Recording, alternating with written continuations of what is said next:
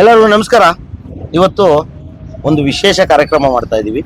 ಒಂದು ಪ್ರಭಾವಿ ಮತ್ತು ಅತಿಭ್ರಷ್ಟ ದೊಡ್ಡ ಕಳ್ಳ ಬೆಸ್ಕಾಮಿನ ಕೊಳ್ಳೆ ಹೊಡೆಯುತ್ತಿರುವಂಥ ಅಧಿಕಾರಿಗಳಿಗೆ ಇನ್ನು ಮುಂದೆ ಕರ್ನಾಟಕ ವಿದ್ಯುತ್ ಸೇನೆ ಮುಖಾಂತರ ಒಂದು ಸನ್ಮಾನ ಕಾರ್ಯಕ್ರಮ.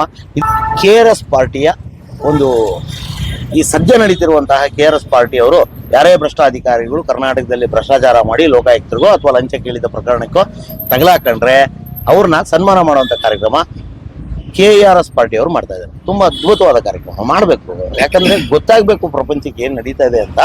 ಹಂಗಾಗಿ ಆ ಒಂದು ಕಾರ್ಯಕ್ರಮದ ಇನ್ಸ್ಪಿರೇಷನ್, ಆ ಒಂದು ಕಾರ್ಯಕ್ರಮದ ಪ್ರಭಾವದಿಂದ ಈ ಒಂದು ಕಾರ್ಯಕ್ರಮ ಕರ್ನಾಟಕ ವಿದ್ಯುತ್ ಸೇನೆಯ ಮುಖಾಂತರನೂ ಸಹ ಇನ್ನು ಮಾಡ್ತಾ ಹೋಗ್ತೀವಿ. ಈಗ ಪ್ರಪ್ರಥಮ ಬಾರಿಗೆ ಕರ್ನಾಟಕ ವಿದ್ಯುತ್ ಸೇನೆಯ ಮುಖಾಂತರ ನಿಮ್ಮೆಲ್ಲರ ನೆಚ್ಚಿನ ಎಕ್ಸಿಕ್ಯೂಟಿವ್ ಇಂಜಿನಿಯರ್ ಆದಂತಹ ಮಾಜಿ, ಇವಾಗ ಸದ್ಯಕ್ಕೆ ಅವರ ಸಸ್ಪೆನ್ಷನ್ ಆಗಿ ಇವತ್ತು ನಾವು ಪರಪ್ನಗರ ಜೈಲ್ ಹತ್ರ ಇದ್ದೀವಿ. ನೀವು ಕಾಣಿಸ್ಬೋದು ನೋಡಿ, ಪರಪ್ನಗರ ಪೊಲೀಸ್ ಠಾಣೆ. ಅವ್ರು ಹುಡ್ಕೊಂಡ್ ಬಂದಿದ್ವಿ, ಅವ್ರು ಸಿಗ್ಲಿಲ್ಲ ಸಾಹೇಬ್ರು, ಯಾಕಂದ್ರೆ ಒಳಗಡೆ ಇದ್ದಾರೆ, ರೆಸ್ಟಲ್ಲಿ ಇದ್ದಾರೆ ಇವಾಗ. ಹಾಗಾಗಿ ಅವ್ರು ಸಿಗ್ಲಿಲ್ಲ. ಹಾಗಾಗಿ ಅವರ ಭಾವಚಿತ್ರ ಮತ್ತು ಅವರ ಪ್ರತಿರೂಪವಾದ ನಮ್ಮ ವಾಸು ಅವ್ರನ್ನ ಅವ್ರ ಪ್ರತಿರೂಪವಾಗಿ ಕೂರಿಸಿದ್ದೀವಿ, ಫೋಟೋ ಇಡಿಸಿ. ಇದೊಂದು ಅಣುಕು ಪ್ರದರ್ಶನ ಅನ್ಕೋಬಹುದು, ಏನು ತಪ್ಪೇನಿಲ್ಲ. ಹಾಗಾಗಿ ಇವತ್ತು ಶ್ರೀಯುತ ಅತಿಭ್ರಷ್ಟ ದೊಡ್ಡ ಕಳ್ಳ ಅಧಿಕಾರಿಯಾದಂತಹ ಜ್ಯೋತಿ ಪ್ರಕಾಶ್ ಅವರಿಗೆ ಸನ್ಮಾನ ಮಾಡುವ ಮುಖಾಂತರ ಈ ಕಾರ್ಯಕ್ರಮವನ್ನು ಪ್ರಾರಂಭ ಮಾಡ್ತೀನಿ. ಮತ್ತು ಏನೆಲ್ಲ ನಡೀತು ಅಂತ ಜ್ಯೋತಿ ಪ್ರಕಾಶರನ್ನ ಅವಗಾಹನೆ ಮಾಡ್ಕೊಂಡಿರುವಂಥ ವಾಸು ಅವರು ಮಾತಾಡ್ತಾ ಹೋಗ್ತಾರೆ ಮುಂದಕ್ಕೆ. ಬನ್ನಿ, ಮೊದಲು ಸನ್ಮಾನ ಕಾರ್ಯಕ್ರಮ ಮಾಡ್ಬಿಡೋಣ. ಬನ್ನಿ, ಬೇಡ ತಾಮನಿ.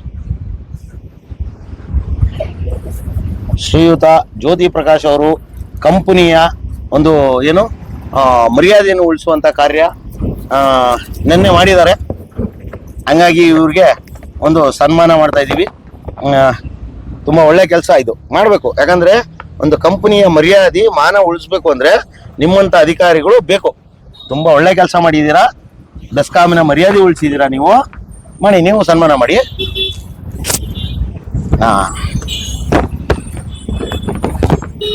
ಜ್ಯೋತಿ ಪ್ರಕಾಶ್ ಅವರೇ, ಹೇಗಿದ್ದೀರಿ ಜೈಲಲ್ಲಿ? ಚೆನ್ನಾಗಿದ್ದೀವಿ. ಫೆಸಿಲಿಟೀಸ್ ಎಲ್ಲ ಹೆಂಗಿದೆ? ತುಂಬಾ ಚೆನ್ನಾಗಿದೆ, ಒಳ್ಳೆ ಫೆಸಿಲಿಟೀಸ್ ಅಂತೆ. ಚೆನ್ನಾಗಿದೆ. ಇವಾಗ ನಾವು ಅದಕ್ಕಾಗಿ ನಿಮ್ಮಂತವ್ರು ಅವಾಗವಾಗ ಬಂದು ಹೋಗೋವಾಗ ನಿಮ್ಮಂತ ಭ್ರಷ್ಟಾಧಿಕಾರಿಗಳಿಗೋಸ್ಕರ ಒಂದು ಸಪರೇಟ್ ಸೆಲ್ ನ ಮಾಡಿ ಅಂತ ಒಂದು ರಿಕ್ವೆಷನ್ ಕೊಡ್ತಾ ಇದೀವಿ. ಇನ್ ಮುಂದೆ ನಿಮ್ಗೆ ಯಾವುದೇ ರೀತಿಯ ತೊಂದರೆ ತಾಪತ್ರೆಗಳು ಇರಲ್ಲ, ಬೇರೆ ಬೇರೆ ಕೈದಿಗಳು ನಿಮ್ಗೆಲ್ಲ ತೊಂದರೆ ಕೊಡಲ್ಲ. ಆ ತರದ್ದು ಒಂದು ಫೆಸಿಲಿಟಿ ಹೆಂಗ ಅನ್ಸುತ್ತೆ? ನಿಮ್ಗೆ ಖುಷಿ ಆಗುತ್ತಾ ಆ ತರ ಮಾಡಿದ್ರೆ? ತುಂಬಾ ಖುಷಿ ಆಗ್ತಾ ಇದೆ. ಹಾಗೆ ನೀವು CM ಲೆಟರ್ ಕೊಡೋದಾದ್ರೆ ಒಂದು VIP ತರ ಮಾಡಿಕೊಡಕ್ ಹೇಳಿ. VIP ಸೆಲ್ ಬೇಕು ಅಂತ ಕೇಳ್ತಾ ಇದೀರಾ? ಹೌದೌದು. ಯಾಕಂದ್ರೆ ಪಾಪ ನಿಮ್ಮವರು ತುಂಬಾ ಅಣ್ಣ ತಮ್ಮಂದ್ರು ತುಂಬಾ ಜನ ಬಂದು ಹೋಗ್ಬೇಕು ಇಲ್ಲಿಗೆ, ಬಂದು ಹೋಗ್ತಾರೆ ಮುಂದಕ್ಕೆ.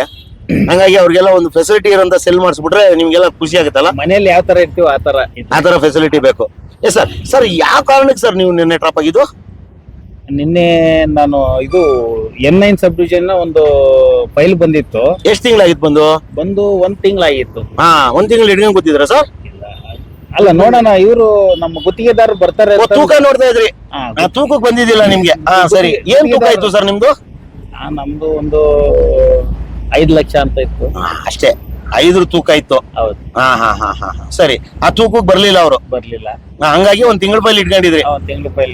ಮತ್ತೆ ನಿನ್ನೆ ತೂಕ ಕಮ್ಮಿ ಆಯ್ತು ಅನ್ಸುತ್ತೆ, ಹೆಂಗ್ ಅನ್ಸುತ್ತೆ ನಿಮ್ಗೆ? ಇಲ್ಲ, ಕಡಿಮೆ ಆಯ್ತು. ಆದ್ರೂ ಎಷ್ಟು ಬರುತ್ತಾ ಅಂತಂದು, ಎಷ್ಟು ಬರುತ್ತಾ ಅಷ್ಟು ತಗೊಂಡ್ಬಿಡೋಣ ಅಂತ ಚಿಕಿತ್ಸೆ ಉಂಡೆ ಅಂತ. ಹೌದೌದು. ಅಷ್ಟನ್ನ ತಗೊಂಡ್ಬಿಡೋಣ ಅಂತ ಹೋದ್ರಿ? ಹೌದೌದು. ಎಲ್ಲಿ ಸರ್ ನಿಮ್ಮನ್ನ ಲೋಕಾಯುಕ್ತರು ಬಂದು ಇಟ್ಕೊಂಡಿದ್ದು? ವಿಧಾನಸೌಧ ಮುಂಭಾಗದಲ್ಲಿ. ಅಜ್ಜ ಅಲ್ಲೇ ಹೋಗಿದ್ರಿ ನೀವು? ಇಲ್ಲ, ನಾನು KFTCL ಅಲ್ಲಿ ಇದ್ದೆ.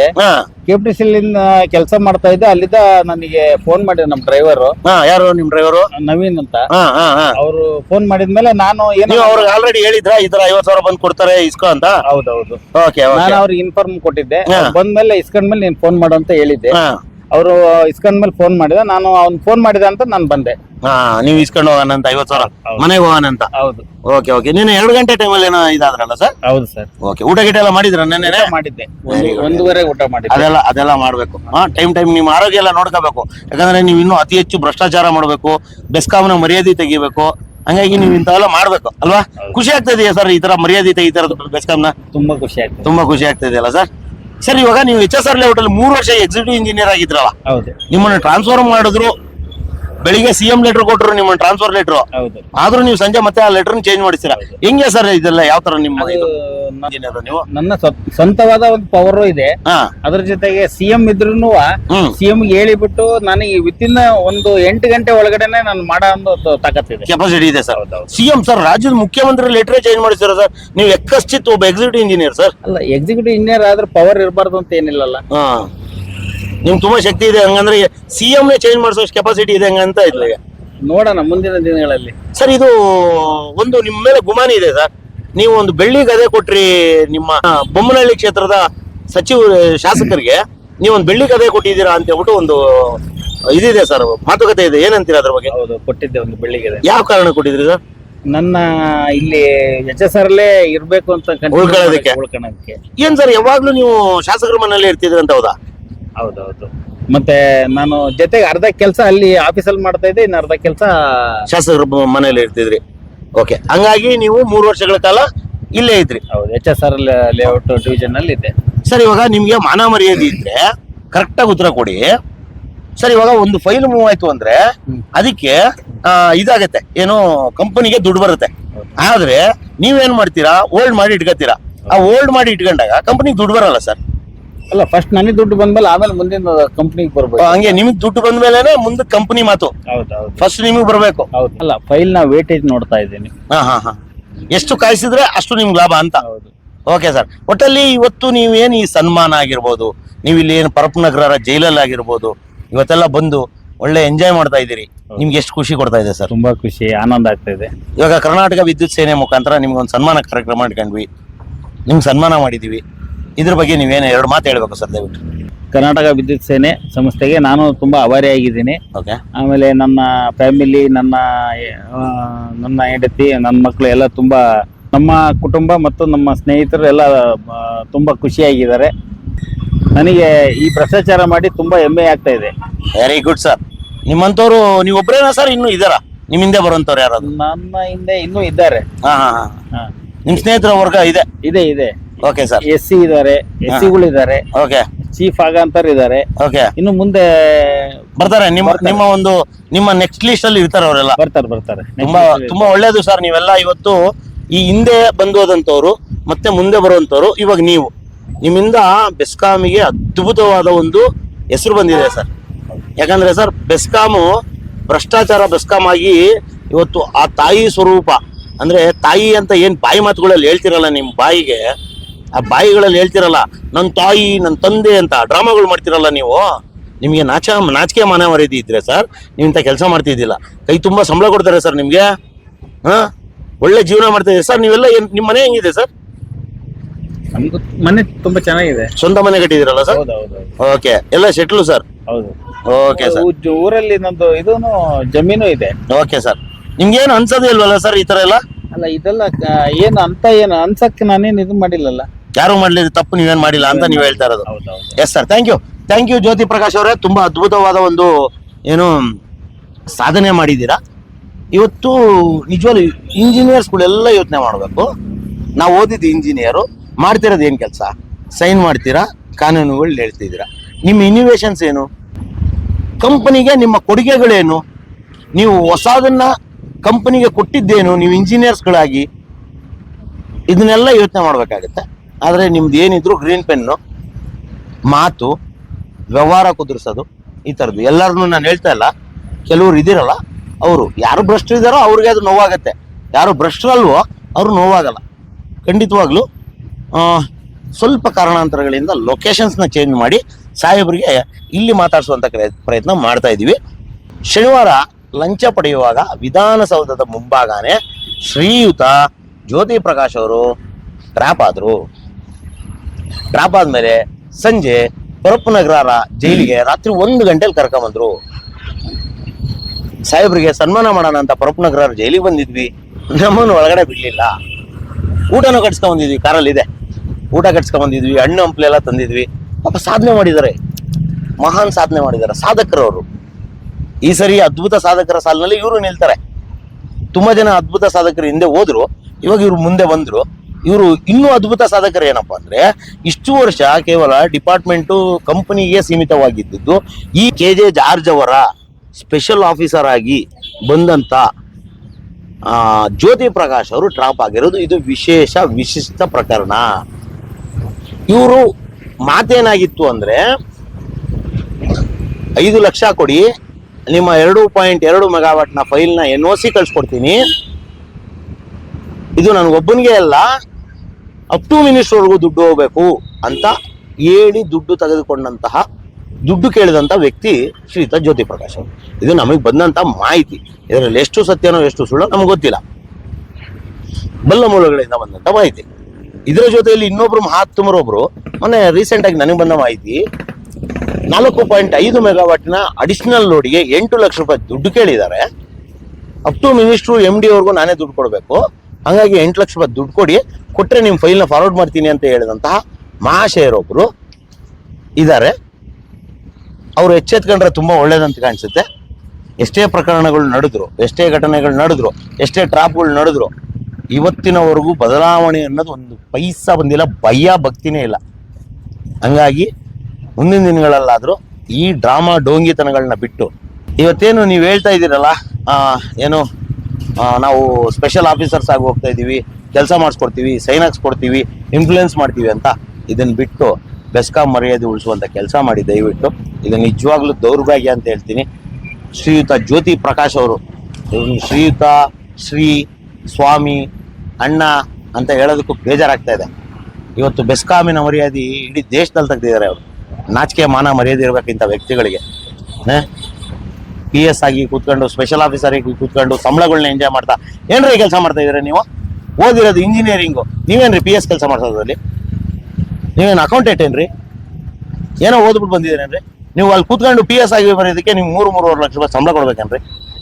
ಯಾರಪ್ಪನ ದುಡ್ಡ್ರಿ ಇದು? ನಿಜವಾಗ್ಲೂ ಹೇಳ್ತಾ ಇದ್ದೀನಿ, ಇವತ್ತು ಈ ಪರಿಣಾಮಗಳು ಆಗ್ತಿರೋದು ಏನು ಗೊತ್ತಾ? Very simple. ಏನಪ್ಪಾ ಅಂದ್ರೆ, ಇವರ ಮೇಲಧಿಕಾರಿಗಳು ಯಾರು ಇವರ ಬಗ್ಗೆ ಗಮನ ಹರಿಸದೇ ಇರೋದು. ಒಂದು ಕಡೆ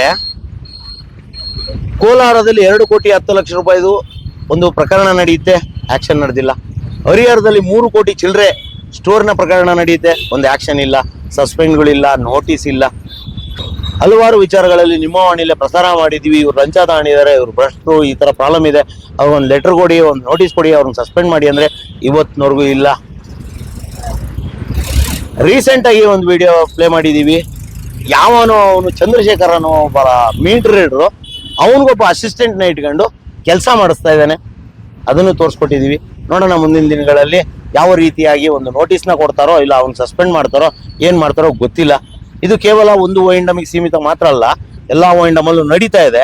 ಇವರು ಲಕ್ಷಗಟ್ಟಲೆ ಸಂಬಳಗಳನ್ನ ತಗೊಂಡು ಕಳ್ಳಾಟಗಳನ್ನ ಆಡ್ಕೊಂಡು, ಇವರು ಅಲ್ಲಿ ಇಲ್ಲಿ ಚೀಟಿ ವ್ಯವಹಾರಗಳು ಮಾಡ್ಕೊಂಡು ಇನ್ನೊಂದು ಮತ್ತೊಂದು ಮಾಡ್ಕೊಂಡು ಓಡಾಡ್ತಾ ಇದ್ದಾರೆ. ಆದರೆ ಇವ್ರ ಕೈಗಡೆ ಯಾವನೋ ಒಬ್ಬನ ಕೆಲಸಗಳನ್ನ ಇಟ್ಕೊಂತ ಇದ್ದಾನೆ. ಇದು ನಡೀತಾ ಇದೆ. ಬಟ್ ನಿಮಗೆ ಹಿರಿಯ ಅಧಿಕಾರಿಗಳು ಅನ್ಕೊಂಡಿರೋರಿಗೆ ನಿಮಗೆ ಏನಾದರೂ ಕನಿಷ್ಠ ಪ್ರಜ್ಞೆ ಇದ್ರೆ ಇದನ್ನ ಆದಷ್ಟು ಬೇಗ ತಡೀರಿ, ಕೆಲಸ ಕರೆಕ್ಟಾಗಿ ಮಾಡಿ. ನೀವು ಅದೇನು ಕೆಲಸಗಳು ಮಾಡ್ತೀರಿ, 24 ಗಂಟೆ ಮೀಟಿಂಗಲ್ಲಿ ನೀವು ಕೂತ್ಕೊಂಡ್ರೆ ಇಲ್ಲಿ ಫೀಲ್ಡಲ್ಲಿ ಇವ್ರು ಆಡಿದ್ದ ಆಟ ಆಡ್ತಾ ಇದ್ದಾರೆ. ಒಟ್ಟಲ್ಲಿ ಇವತ್ತು ನಾವು ಜ್ಯೋತಿ ಪ್ರಕಾಶ್ ಭ್ರಷ್ಟ ಅಧಿಕಾರಿ 50,000 ರೂಪಾಯಿ ಲಂಚ ಪಡೆದು ಪರಪ್ಪನಗರ ಜೈಲಿಗೆ ಸೇರಿದ್ದಾರೆ. ಮಾನ ಮರ್ಯಾದೆ ಇಲ್ಲಿದ್ದಂಗೆ ಸನ್ಮಾನ ಮಾಡಿಸ್ಕೊಂಡು ಇವತ್ತು ನಮ್ಮ ಜೊತೆಲಿ ಕರ್ನಾಟಕ ವಿದ್ಯುತ್ ಸೇನೆ ಮುಖಾಂತರ ಸನ್ಮಾನ ಮಾಡಿಸ್ಕೊಂಡು ಕೂತಿದ್ದಾರೆ, ನಕ್ಕೊಂಡು ಕೂತಿದ್ದಾರೆ. ಅದೇನು ಅನ್ಸುತ್ತೋ ಗೊತ್ತಿಲ್ಲ.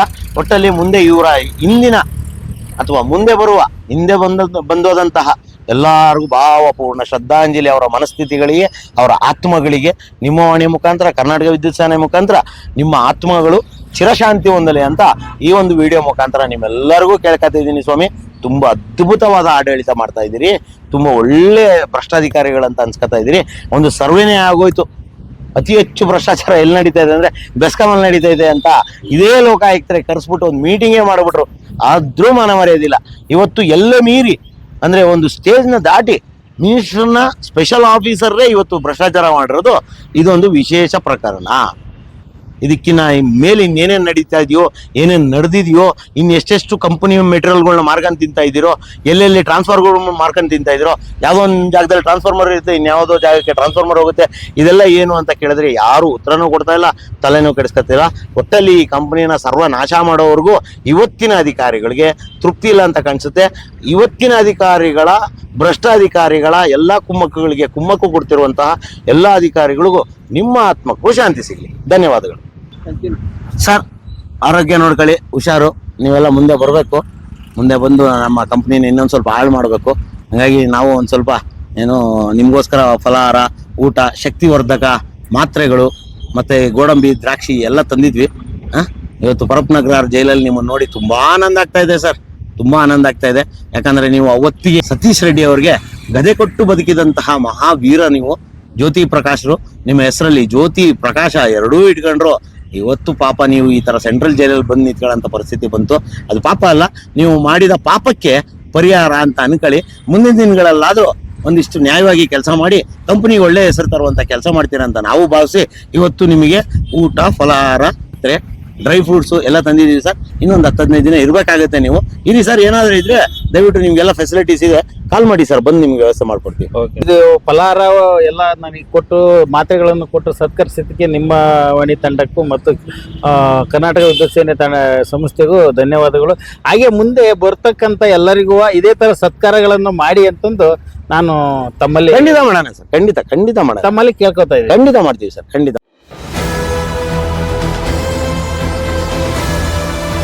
ನಿಮ್ಮ ವಾಣಿ, ಇದು ಕನ್ನಡಿಗನ ಧ್ವನಿ.